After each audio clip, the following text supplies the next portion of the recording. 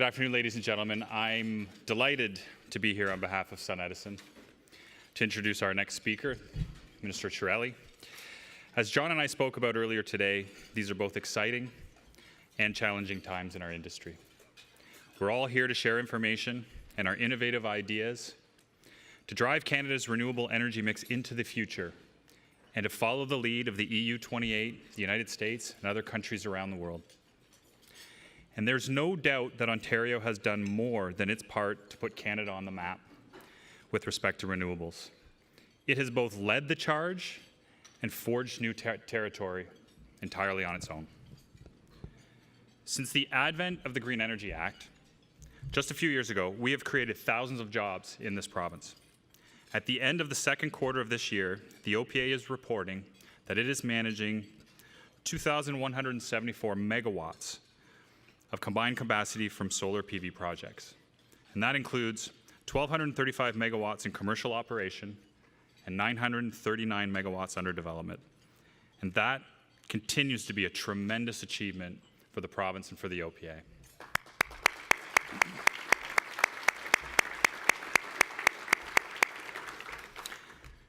I'm also thankful and very encouraged that the Minister of Energy remains active in its discussion with our industry, working with CanSIA and our members to continue to seek ways in which we can drive the cost of solar further down as we drive the bus to true cost competitiveness. And we're not that far off.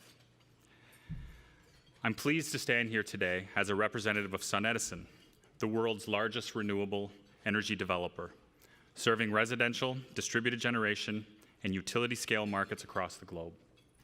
SunEdison has over 1.6 gigawatts of solar installed worldwide, with a backlog of wind and solar of nearly 7 gigawatts. And I'm proud to announce, Minister, that SunEdison will have in excess of 100 megawatts of new solar power interconnected by the end of this year.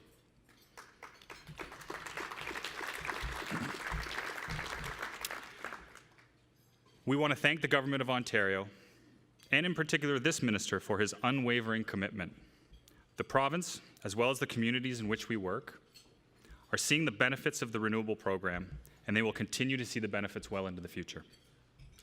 It is SunEdison's goal to continue to lead the way in smart energy solutions and technologies, and to continue to lead the way in driving the cost of solar further downwards. We want to continue to partner with the province to ensure that we are part of a strong economy and contributing to a clean environment. Now, as many of you know, the minister comes from a hockey family. And the one negative thing I can say about the minister publicly is that he actually is somewhat of a Boston Bruin fan. So I would be remiss, as a person that bleeds Leaf blue and white, not to take a pot shot or make a joke at the minister at this point. But herein lies my problem. For those of you that were here this morning, you heard me talk about the value of statistics and how they speak for themselves. So I thought, I have to preach what I've been speaking. So I looked at the statistics and I thought, okay, let me look at the standings for this year. Leafs are having an okay year. Let's look at the standing. Well, lo and behold, the Leafs and the Bruins are actually tied, 31 points apiece. So I thought, okay, I'll look at the head-to-head matchup. I know they've played this year. In fact, they've played twice. Each team has won one game.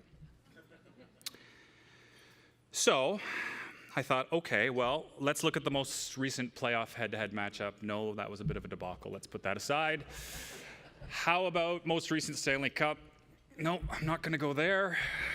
So I'm left with this, Minister. Toronto has still won more Stanley Cups than the Boston Bruins. I'm not going to mention the last one was almost 50 years ago, but we still won more Stanley Cups than the Boston Bruins.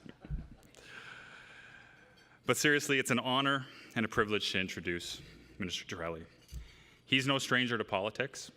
He served as the regional chair of Ottawa-Carleton and was later elected as the first mayor of the amalgamated city of Ottawa. He was re-elected to the Legislative Assembly of Ontario early this year after returning to the legislature in 2010. He was previously the MPP for the riding of Ottawa West from 1987 to 1997, and he was appointed Minister of Energy in February 2013. He has served as the Minister of Infrastructure and Minister of Infrastructure and Transportation. And as Minister of Infrastructure and Transportation, He was responsible for implementing Ontario's first 10-year infrastructure plan.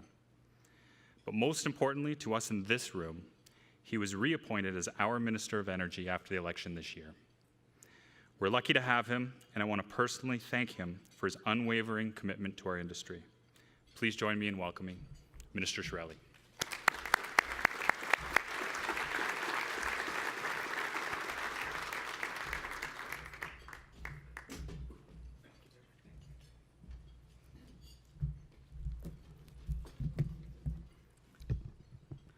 Thank you very much for your very kind introduction, Greg, with one exception.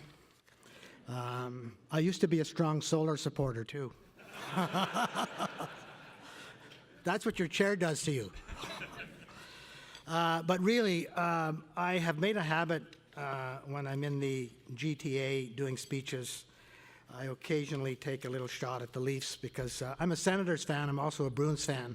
I'm a Bruins fan because it's in the family. My nephew is the general manager of the Boston Bruins, and I'm a Sens fan because that's my hometown, and we're better than the Leafs.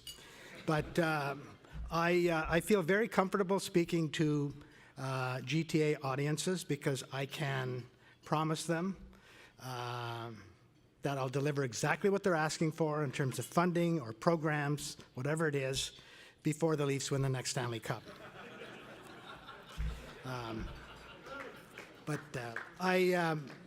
I do want to thank you for giving me the opportunity to address you once again. And I'm pleased to be here with three very important people to your industry and certainly to my ministry. Deputy Surgeon Bronio, and the CEO of the IESO, Bruce Campbell, and my Chief of Staff, Andrew Teleszewski. And for anybody who has been working with the ministry or my office, you know that they're always there and they're very, very committed to your agenda, as they are with several other agendas.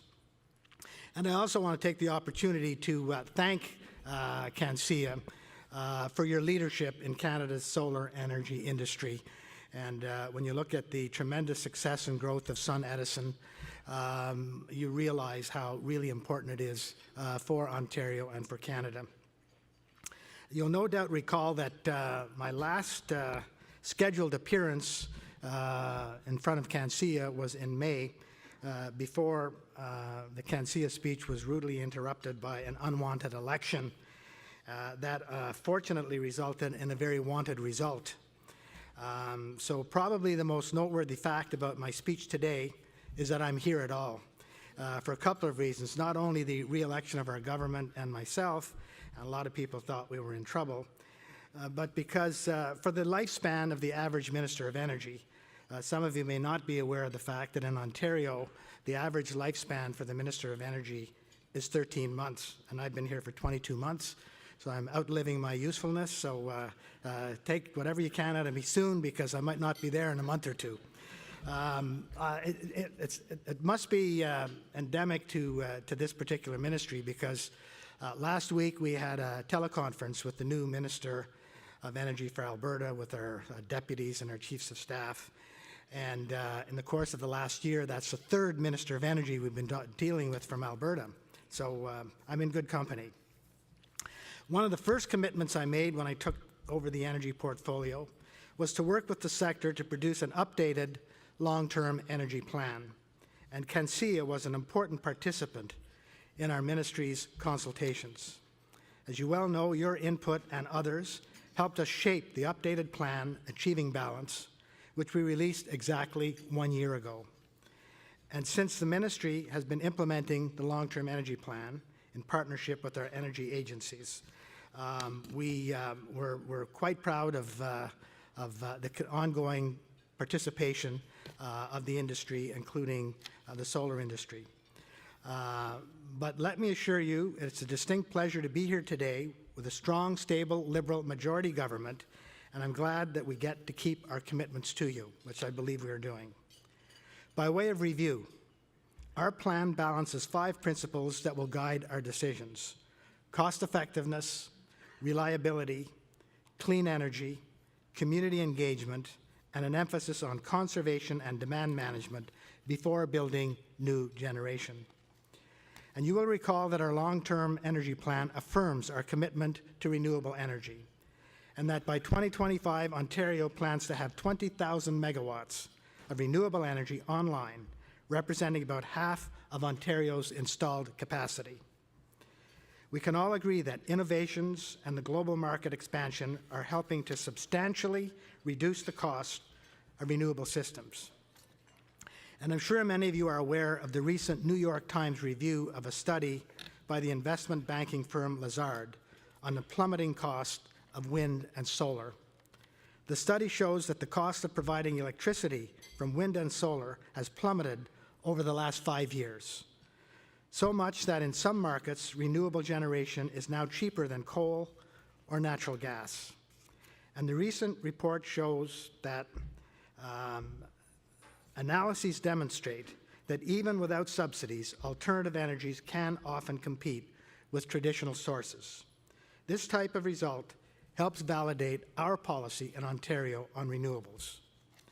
Ontario currently has more than 1,200 megawatts of PV capacity online, and Ontario has contracted approximately 950 megawatts of additional solar PV capacity that is yet to come online.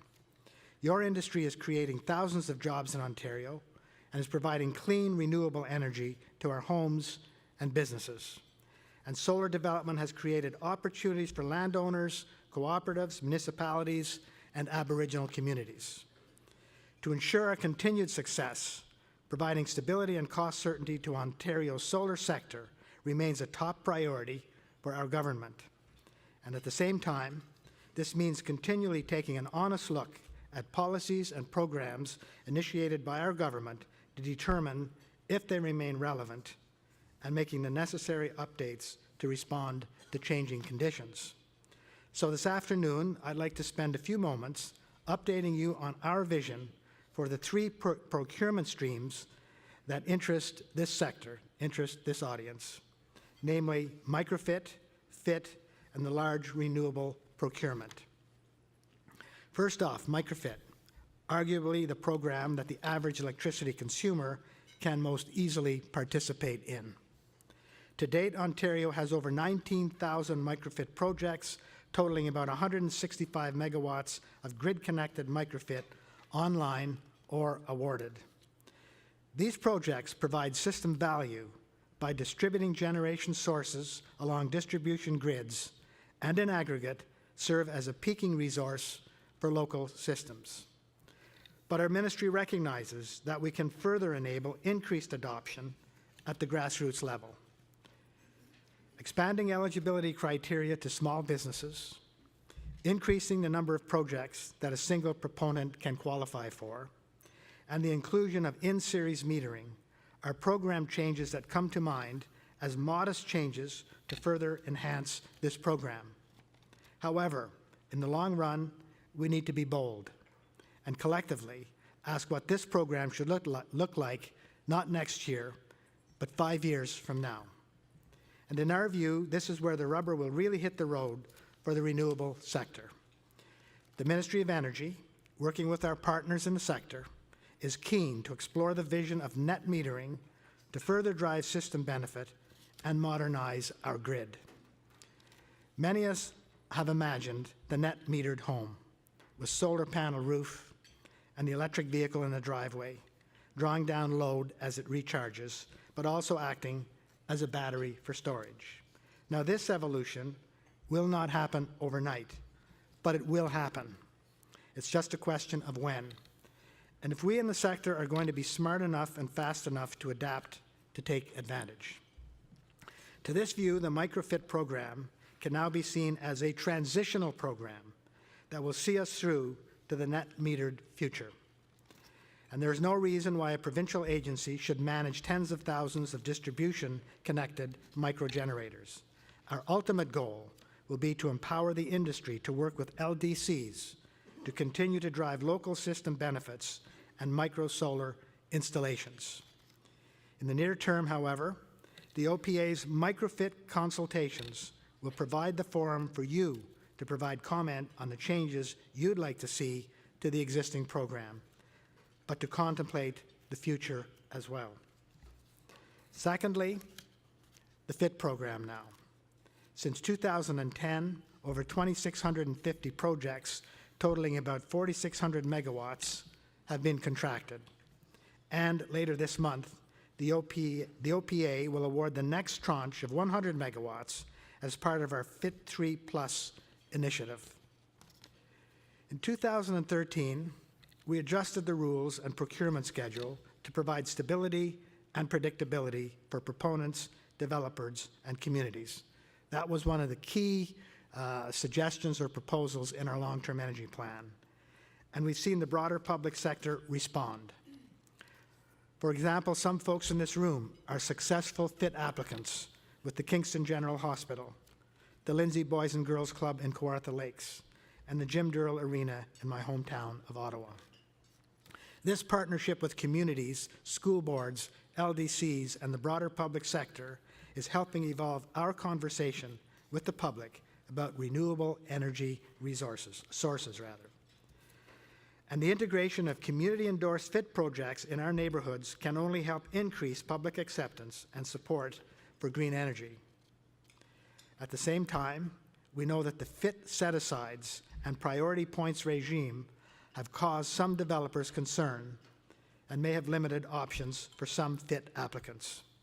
That's why, coupled with the microfit consultation I spoke to just a moment ago, the Ontario Power Authority will also be consulting on adjustments to the FIT program going forward.